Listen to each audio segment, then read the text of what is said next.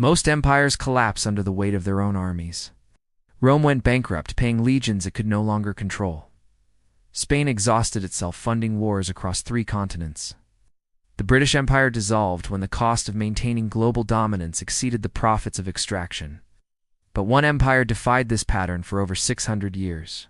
The Ottomans fought constantly. They waged war against Byzantines, Crusaders, Persians, Habsburgs, Russians, Venetians, Mamluks, and dozens of rebel factions across 3 continents. They should have gone broke within a century. They didn't, because the Ottomans didn't just fight wars.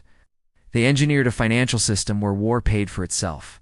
Welcome to the fiscal blueprint, where the real engines of history are measured in ledgers, not legends. To understand how the Ottomans achieved the impossible, you need to forget everything you think you know about medieval empires. Forget the image of sultans lounging in palaces while slaves fanned them with peacock feathers. Forget the Hollywood version of scimitar-waving cavalry charging blindly into battle.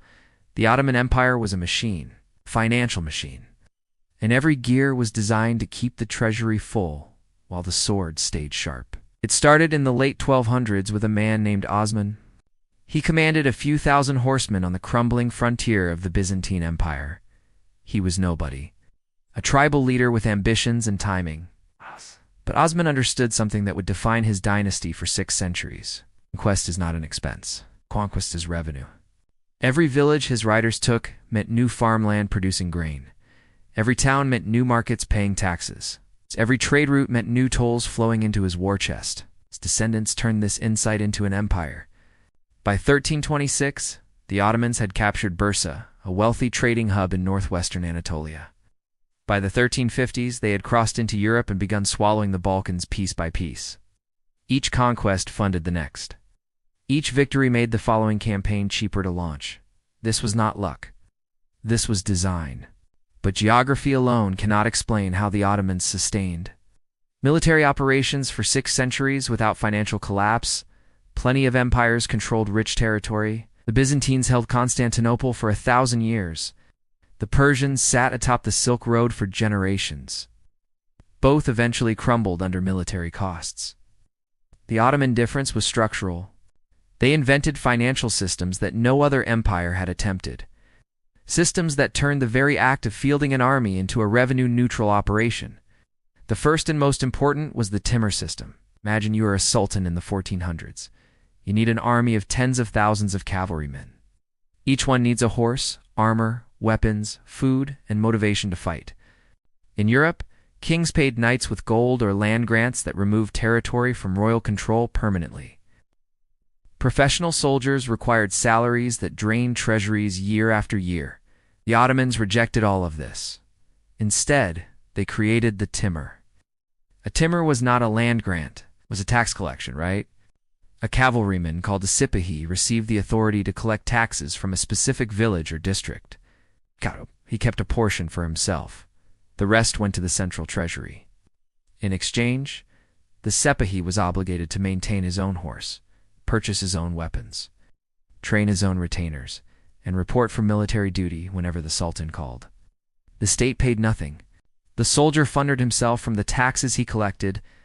If the village prospered, he prospered. If the village suffered, he suffered. This alignment of incentives was genius. The sipahi had every reason to protect his district from bandits, settle disputes fairly, and ensure the peasants remained productive.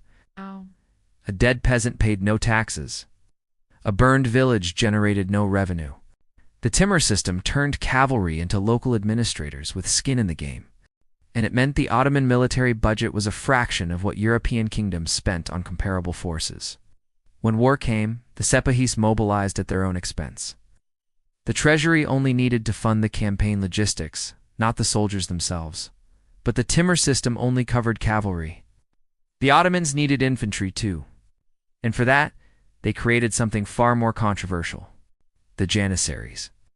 In Christian villages across the Balkans, Ottoman officials conducted periodic levies. Boys between the ages of 8 and 18 were selected, removed from their families, converted to Islam, and sent to military academies in the imperial heartland. They were trained for years in combat, discipline, and absolute loyalty to the sultan. They became the Janissaries, the most feared infantry force in the medieval world. Now, the ethics of the Devshirme system are not up for debate here. It was coercive. It was brutal by modern standards. Families were torn apart. But financially, it accomplished something remarkable. The Ottoman state acquired fully trained elite soldiers without bearing the cost of raising them from infancy. The economic burden of feeding, clothing, housing, educating a child for 15 years fell on the conquered Christian populations. The empire only invested in the final stages of military training. Once in service, Janissaries received salaries, but they were forbidden from marrying or owning businesses during their early centuries of existence. Their lives belonged entirely to the state. No divided loyalties, no competing financial interests, no family obligations draining their focus. The Janissary Corps was a professional standing army centuries before Europe developed anything comparable, and its cost structure was radically more efficient than anything the West could field. Combined with the timar cavalry, the Ottomans had built a military machine that could mobilize massive forces without massive expenditure. But even the best army needs money for supplies, fortifications, shipbuilding, and siege equipment. The Ottomans solved this through geography. Look at a map of the Ottoman Empire at its height in the 1500s. They controlled the Bosporus and the Dardanelles, the only waterways connecting the Black Sea to the Mediterranean. They held the eastern Mediterranean coastline from Egypt to Greece. They dominated the Red Sea trade routes linking Europe to India. They sat astride the overland caravan paths connecting Persia, Central Asia, and China to European markets. Every merchant moving goods between East and West paid Ottoman tolls. Silk from China, spices from India, carpets from Persia, timber from the Balkans, grain from Egypt, horses from Arabia, all of it passed through Ottoman territory. All of it was taxed. The empire was not just a military power, it was a toll booth positioned at the crossroads of global commerce. This revenue stream was predictable, massive, and required no military effort to maintain. Venice, Genoa, and later the Portuguese and Dutch spent fortunes trying to find alternative routes to Asia precisely because Ottoman tolls were so expensive. The age of exploration was partly driven by European desperation to escape Ottoman financial dominance. But the Ottomans didn't rely on passive toll collection alone. They established state monopolies on essential commodities: salt, coffee, tobacco, soap, certain textiles. These goods were controlled directly by the imperial treasury. Private merchants could not compete. Prices were set by the state. Profits flowed directly to the Sultan's coffers. If this sounds familiar, it should. Saudi Aramco operates on the same principle today. So does Gazprom in Russia. So do national mining companies across Africa and South America. State monopolies on essential resources are one of the oldest wealth engines in history. The Ottomans perfected them 5 centuries ago. Another revenue stream came from vassal states: Crimea, Wallachia, Moldavia, Transylvania, and numerous other territories paid annual tribute to Constantinople in exchange for protection and limited autonomy. Direct governance is expensive. You need administrators, soldiers, infrastructure, and enforcement mechanisms. Tribute was cheaper. The vassal handled internal affairs. The Ottomans collected a check every year.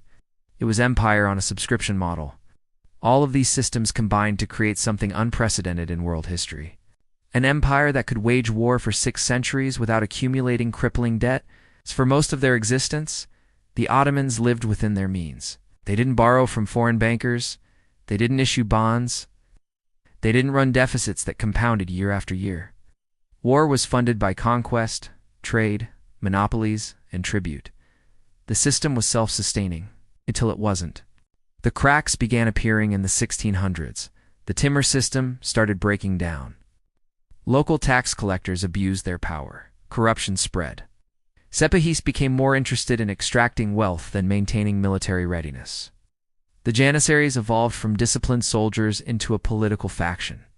They gained the right to marry. They started businesses.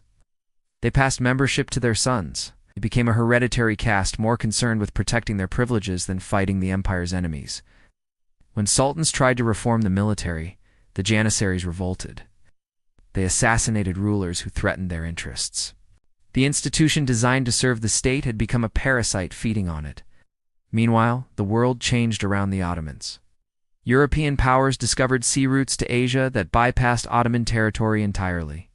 Portuguese ships reached India in 1498, Spanish galleons crossed the Pacific, Dutch traders established direct connections to Indonesian spice islands. The toll booth at the crossroads of the world suddenly had competition. Ottoman trade revenues declined. The financial foundation that had sustained centuries of warfare began eroding. And then came the worst development of all. The Ottomans started borrowing. In the 1800s, the empire began taking loans from European banks at crushing interest rates. They needed money for modernization, for new armies, for railways and telegraphs and all the infrastructure of industrial warfare. But the loans came with strings. European creditors demanded repayment schedules the empire could not meet. Interest compounded. Debt spiraled. By 1881, the Ottoman Empire was forced to surrender control of its finances to an international commission dominated by France and Britain. Foreign bankers now decided how Ottoman tax revenue would be spent. The empire that had avoided debt for 5 centuries was now a financial vassal of the very powers it had once dominated. This is the pattern that destroys empires. Not battlefield defeats, balance sheet failures. The Ottomans survived longer than almost any empire in history because they understood that war is an economic activity before it is a military one. They designed systems that made warfare self-financing. They positioned themselves at the choke points of global trade. They extracted wealth through monopolies and tribute rather than debt. And they collapsed when those systems stopped working. When the timar system decayed, when the Janissaries became ungovernable, when trade routes shifted, when borrowing replaced revenue, the lessons are not ancient, they are immediate. Modern states still struggle with the same equations. Military contractors have replaced the timar system, privatized logistics, outsourced security. And defense industry lobbying all echo the Ottoman model of reducing direct state payroll through external arrangements. Chokepoint control remains central to geopolitics. Strait of Hormuz, the South China Sea, the Suez Canal. Whoever controls the bottleneck controls the revenue. State monopolies on resources fund governments from Riyadh to Moscow to Caracas, and debt remains the empire killer it has always been. Argentina, Greece, Lebanon, the pattern repeats. Borrow to fund current operations, watch interest compound, lose sovereignty to creditors. The Ottoman Empire lasted 600 years because its financial architecture was superior to its rivals. It fell because financial architectures do not last forever. Systems decay. Institutions corrupt.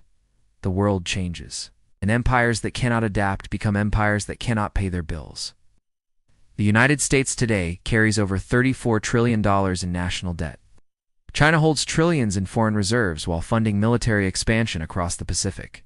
Russia gambles its future on energy revenues that fluctuate with global prices. Every major power is running the same calculations the Ottomans ran 5 centuries ago. How do we fund the army? How do we control the choke points? How do we avoid the creditors? The sultans in Constantinople would recognize the game immediately. The currency is changed. History does not repeat. But the balance sheet always collects. If this changed how you think about power, hit subscribe. The Fiscal Blueprint is just getting started.